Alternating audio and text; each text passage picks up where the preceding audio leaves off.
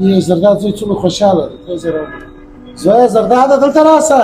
بابا درالم. بابا خیر و؟ زوی خورا خوشحاله خیر دی. بابا ما دا ولې میاشت تنخوا راووته نو په دې وجه خوشحاله یم بابا. الله دې کامیابه کړه زویه، الله مې در دې نور غوښتی چې کامیابه شې. بابا دا 15,000 روپۍ دي، دا خپل د کور خرچه مرچه شیان کور دپاره راوړه، څه چې د راوړلو کور ته راوړې بابا. آفرین دې شي زویه پر تا باندې آفرین، الله دې نور کامیابه کړي. زوی ته یو کار وکړه. څه کار وکړم بابا؟ دغه 2,000 روپۍ واخله ورسه صدقه یې که خیرات یې که زویه. ما ته لکه صدقه یې که خیرات یې که دا 2,000 روپۍ واخله، به خپل کور به راشن پې شی راوړه، که کور ته یې راوړه بابا. صدقه مدقه نه غواړي. یا زویه غواړي صدقه چې دا د هرې بلا مخ نیسي. اوس زویه دا صدقه کړه. یا بابا دا واخله، دا په دا پیسو کې ګډې که دا پیسې کور ته یو شی په راوړه، دا واخله زه نه خیراتوم دا. ستا خوښه ده زویه. څه کوه بابا ټوخه دې کېږي خیر دی؟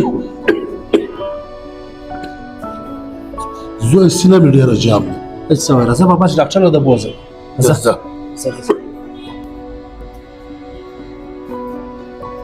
وایي ډاکټر صاحب ته دلته ناست دی، زه ستا کلینیک له درنه مالته ته نه وې.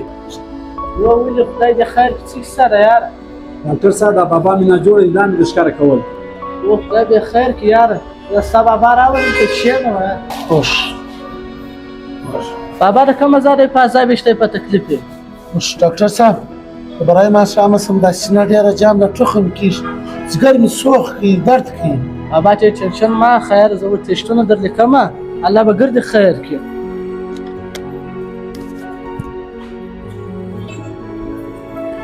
لکه دا واخه 2 کېشته دي، دا ویسه ډېر یې وکړه مالې زغر ته راوړه. سمه ده ډاکټر صاحب اوس دې کوم.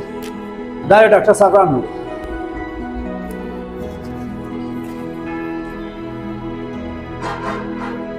بابا په دې کې ډېره پریشانۍ خبره نشته، زه تا ته ګولۍ دوايانې در لیکمه، دا به ته دی وکړې پر چل دې خورې، الله پاک دې جوړ کړي.